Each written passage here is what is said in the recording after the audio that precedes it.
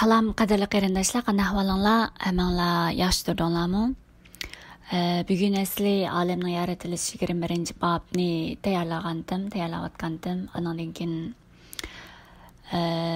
asliki planda shu halqi Salonikalik yozilgan xat, ya'ni birinchi xat, ikkinchi bobni tayyorlagandim. Lekin shularni tayyorlash jarayonida bo'lsin, andan keyin men sizlarning xabaringlar bor, vatandan har xil mushukillarda har xil uchurlar üzülmey kelyapti, ahvozari, nali feryatlar degandek. Bunday vaqtlar biz hammamiz o'ylantirgan bir vaqtlar. Shuning uchun men bir necha kun bo'ldi, qo'lim boshqa ishga bormayotdi desam bo'ldi, yana ko'ngil perishon degandek. Ya'ni biz bir itqochi bo'lish salohiyatimiz bilan Xudoni tunuydiganlar deb o'zimizni Xudoni tunuymiz deb yurgunimiz bilan shunda Xudoning xalqiga xos holatda, mushu paytlarda vatanimizdagi xalqimiz, ya'ni vatanimizdagi xalqimiz, millatimiz noli baryat ko'tarib, mushundaq ig'ir azob oqibatlar, qiyinchiliklar, mushundaq kunlar qolgan vaqtida biz o'zimizni silkib etib turib, o'zimizga bir qarab turib, biz Xudoning oldida turib, mushundaq vaqtlarda xalqimiz uchun qo'limizni ko'tarmakdan boshqa ma'lum, ya'ni ko'tarish tegishli bir nimamiz bor bizning. Shunga bugun men bu biroz niqqandan keyin astir bor, hammamiz nima tarjima qilindi, bu oyat nurining nima kirsanglar, astir qismi bor, muqaddas konahtining astir qismi bor. Astir qismim yadım geldi desem bo'ldi. Ondan keyin astir qism, ya'ni duo qilish jarayonida shu astir qism bilan yana bir qism mazmunlarni Xudo dilimga soldi desam, buni sizlar bilan biroz o'rtalishay dedim. Ayni vaqtda ya'ni astir qismini o'qisak, ular ya'ni Isroillar, ya'ni Yahudiya bo'lsin, Shimoliy Isroiliya bo'lsin, ular surgunlikni bo'lib Hazır bular Persiya padşahlığını, Persiya padşahlığının astıda turgan vaqtida şunu o'qipasan, ya'ni astirning 3-4 bablarni bir qatam o'qib ko'rishinglarni umid qilma. Bu bek uzun mazmun emas, bir o'tirishinglarda o'qib yetalaysizlar. Mushunday vaqtida Ahasurush padşahının astidagi Agay degan ismli birisi chiqadi. Buni birinchi babdan o'qisanglar tafsili chiqadi. Ya'ni bu Agay degan hamda Mordegayniki uning o'ziga bosh egmaganligidan, o'ziga tizlanmaganligi uchun buning achchig'i kelib, ya'ni bular emas, butun Yahudiylarni o'ltirish qasdini tuzaydi.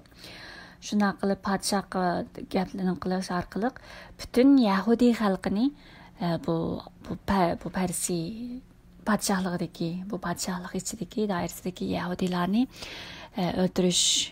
yo'qotish ustida bir nima qilib, podshohning tamg'isini urg'izib, butun Yahudilar, ya'ni nima qilgan vaqtini, biroz vaqtida bu yerda Mordegai ismli Yahudi muhim Hemşinahlar bu xabardan xabar topgan barliq Yahudilar.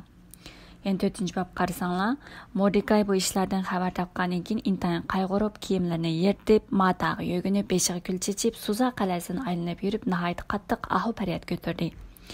degan gaplar bor. Andan keyin podshohning farmoni qaysi o'lkaga yetib kelsa, u yerdagi Yahudilar qayg'urib, noli faryod urishdi. Ular ro'z tutib, ko'z yosh qilib, g'azi tutishdi. Nurg'un kishilar matog'i yo'ginib, kulga melinib yetishdi degan gaplar bor. Bu gaplar, bu ishlar o'xshashlar Yahudi xalqining beshiga shunday bir yo'qotilish girdovi oldida.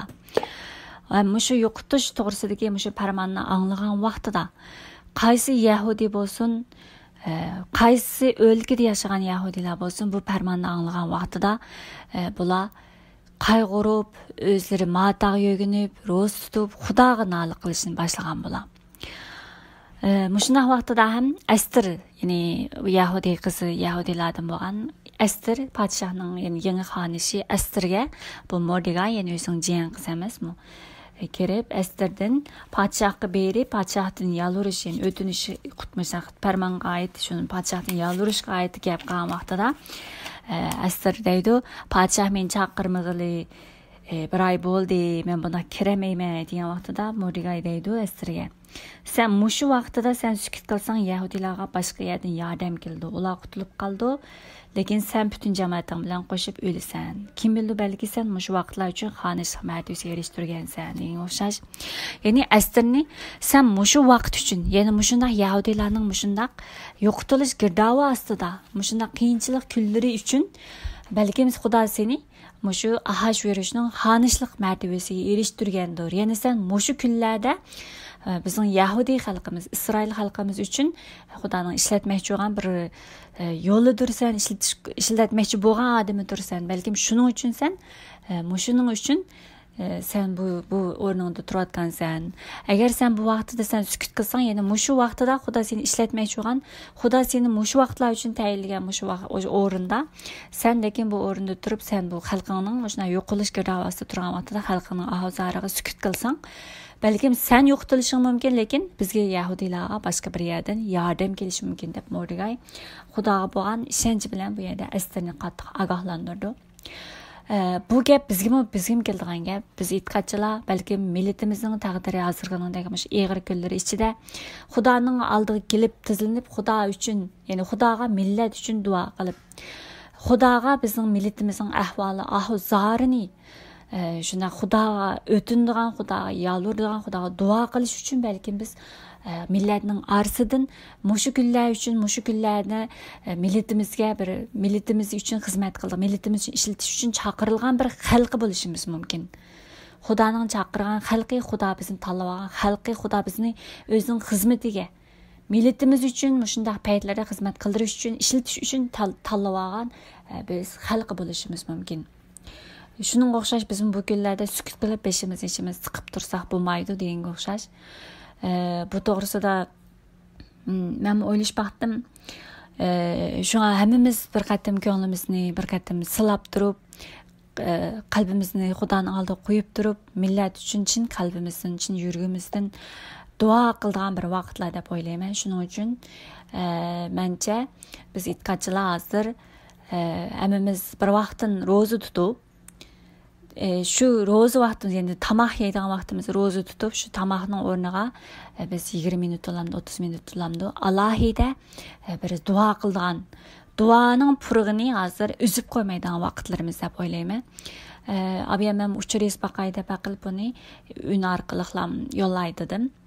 Masalan, biz Misrdan chiqishga qaraydigan bo'lsakmi, Misrdan chiqish 17-bab qarasanglar, 17-bab 8-oyatdan 16-oyat qarasanglar, bu yerda Amaleklar bilan Isroillarning Amaleklar bilan jang qilgan vaqti. Mush vaqtida Musa deydi, sen nima bir o'q balsam, ya'ni ayt Amaleklar bilan jang qilish uchun odam tanlig'ida Yashushna dedi Yashuga. Men bo'lsam qo'limga Xudo menga elib yurishga amr qilgan tayoqni tutib tog'ning cho'qqisiga surman deb. Ya'ni qo'liga Xudo elib yurishga amr qilgan tayoq. Bizning Musa qo'lida elib yurgan tayoq,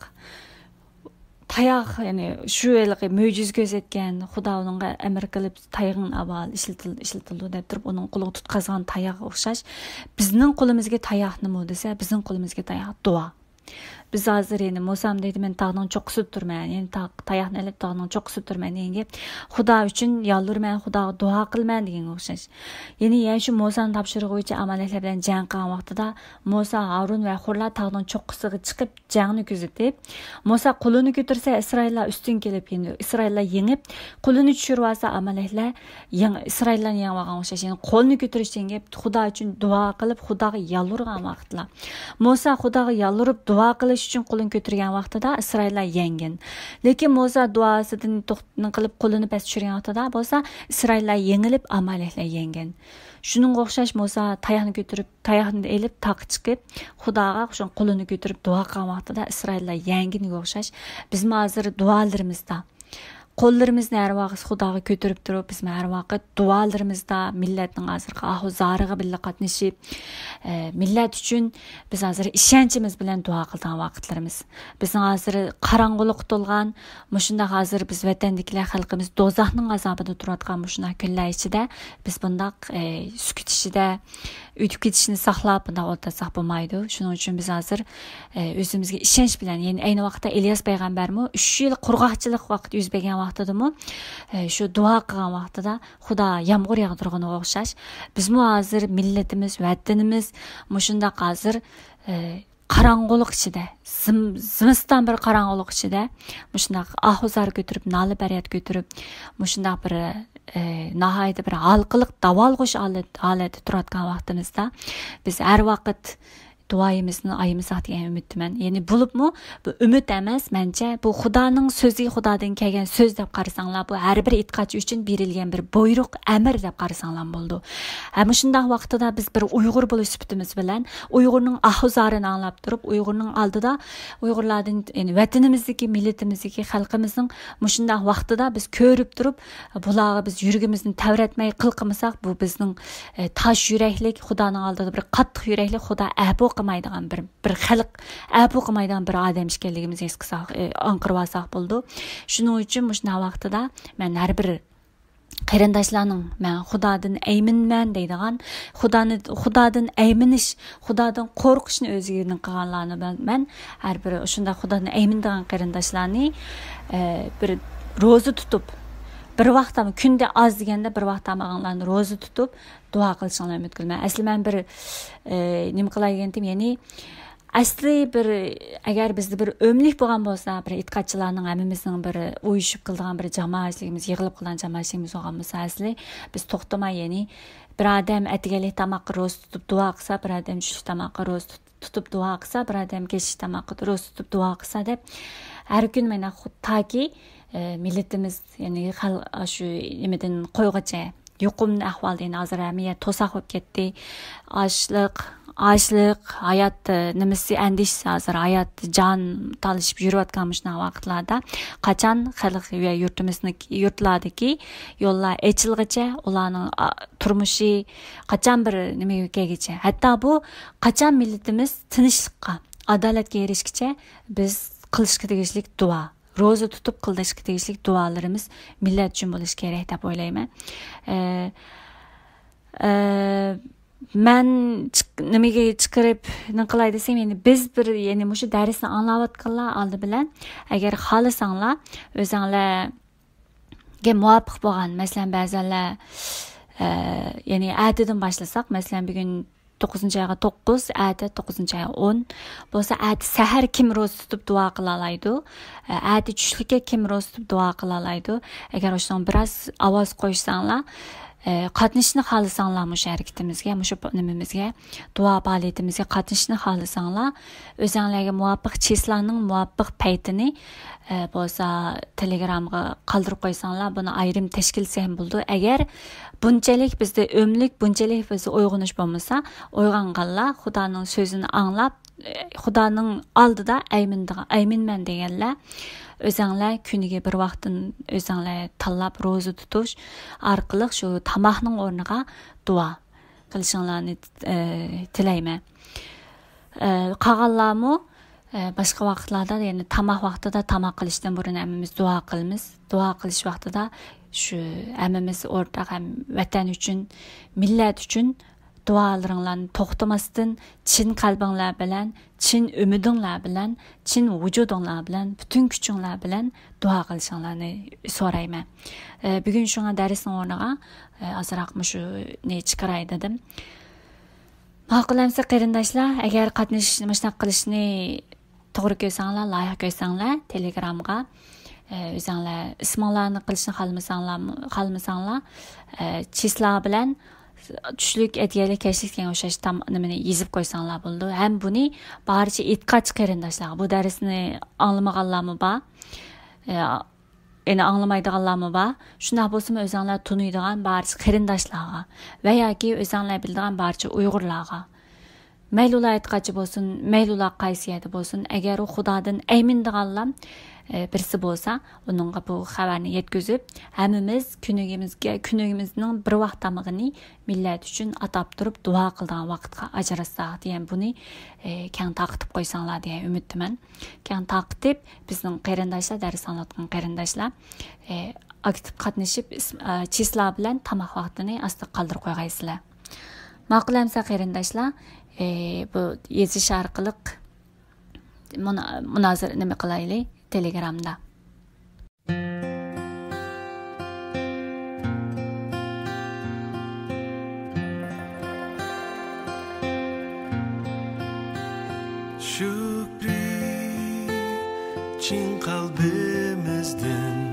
shukri muqaddas Rabga shukri chunki ey sani taqdim qildi bizga shukri chin qalbimizdan shukri muqaddas Rabga shukri chunki ey sani taqdim qildi bizga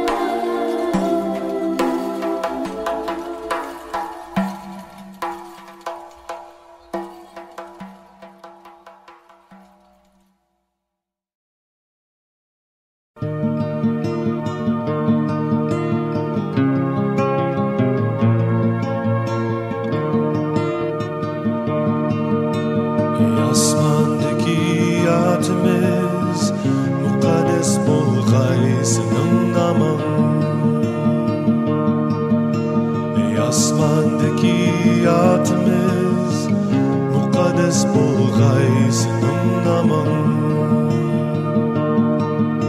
Yetip kelgeysel tänitin bergeysen bugün enimizni Ey asmandaki yatımız mukaddes bolğaysının namın Başqalarni keçirgendek bizni mu keçirgeysen Ey asmandaki yatımız mukaddes bolğaysının namın